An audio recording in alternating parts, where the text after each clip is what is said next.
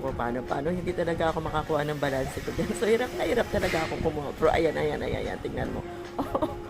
Ang tagal, 'di ba? Tagal ko bago makuha yung balanse. So kailangan dito talaga sa exercise na 'to, ang balanse mo makukuha mo. Ayan, medyo nakuha ko na diyan yung balanse ko. So ayun na.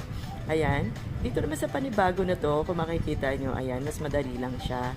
Pero mas maganda talaga siya kasi pati sa dibdib mo, sa kilikili mo, pati yung mga alaga ako dahil nakikijoin, tingnan mo ang gugulo nila.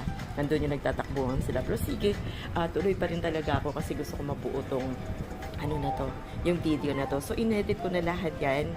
So, lahat ng exercise dyan, pinili ko na talaga para kahit papano kung gusto nyo, masundan nyo. So, yung mga exercise na yan, 1 minute talaga yan. Bawat exercise, 1 minute ang inaabot yan talaga. So, kailangan nyo talaga tapusin. So, yan, inedit ko na lang kasi ilang exercise yan, siguro mga 5 or 6. For dito, yan, squatting din yan. More on squatting talaga, pero gumagana lahat, pati kamay mo, braso mo. So, yung mga taba-taba natin sa kilikili. So, ayan, matitrim talaga. Matitrim down ka talaga. So, kahit na ganyan lang kasimple yan, di mo na kailangan ng equipment, di mo na kailangan pumunta sa gym. So, sa bahay mo lang pwede na. So, ayan, ito panibago na naman tayo. Dito, hirap din naman talaga akong kuhanin ulit. Kasi nakalimutan ko pa